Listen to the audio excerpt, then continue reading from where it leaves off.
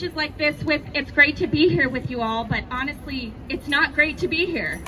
It's not great to be here fighting for rights that we thought we won 50 years ago. Right. And you know what? It's not great. And I'm mad. Are you all mad? Yes! I'm mad and I'm frustrated and I'm ready to do whatever it takes to make sure that this draft is not the law of the land for millions of Americans across this country. We knew this day was coming. While we knew this was always their goal, seeing in writing how little they respect my bodily autonomy, man, that was a gut punch. That was brutal. I woke up this morning not feeling great. And as one of the very few women of reproductive age in Congress, yes, as the only woman to represent San Diego in Congress, I can tell you this fight is personal because honestly, reproductive health care is my health care. It's our job to pass laws that make the right to abortion the law of the land. It's our job to pass laws to make access to marriage equality the law of the land. It's our job in Congress to pass these laws, and it's time that we in Congress do our job. 2, 3.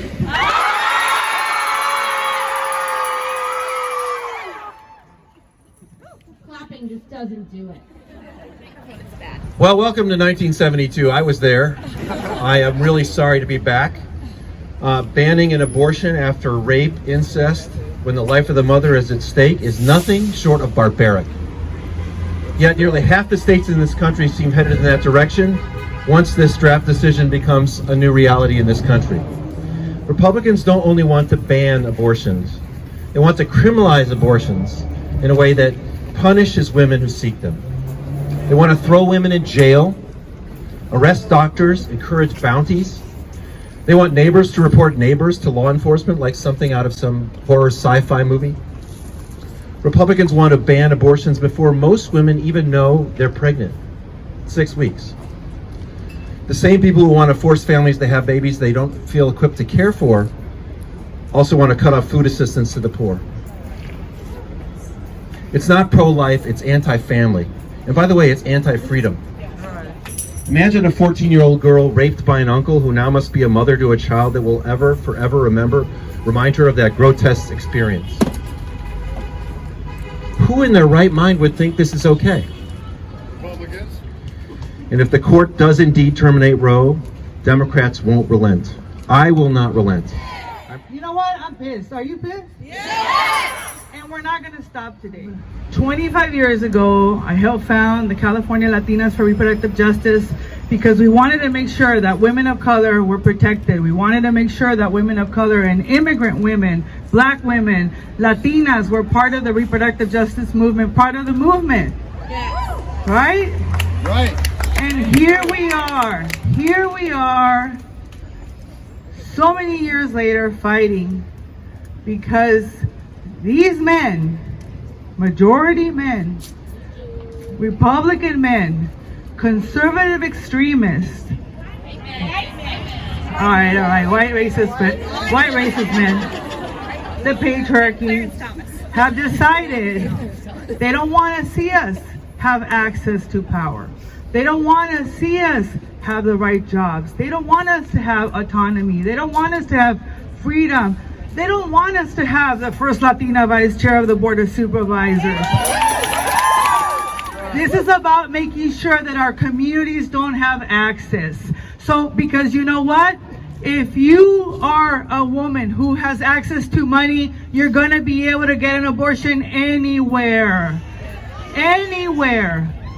If you are a woman of color, if you are low income, you don't have access to transportation, you live in Texas, Arizona, Utah, where are you going to go get an abortion? Well, guess what? We're going to create a fund, and we're going to have you come to California, and we're going to protect you.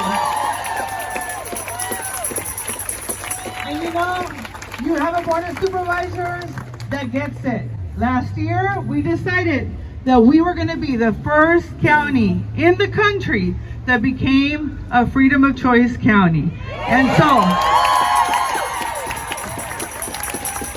that's what we did. And so in San Diego County, if you want to have an abortion, you are welcome. This is the most hopeful I've felt since I saw the news yesterday at around 5 p.m. When I was angry, I was disgusted. I thought it can't be true. And I'm here to tell you, along with all of our colleagues here, we're not going to go back to those days.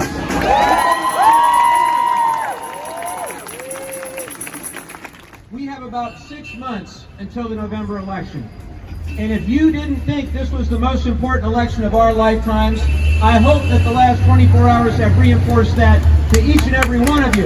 We have to wake up the morning after the November election, having given it our all, having made every call, having knocked on every door, having outworked, out-organized, out-mobilized the other side. We're going to spend millions, tens of millions of dollars in dark money to defeat every last one of us, particularly in tough districts such as the one I'm in. We've got to stand up and fight. Are you ready to stand up and fight? Yeah.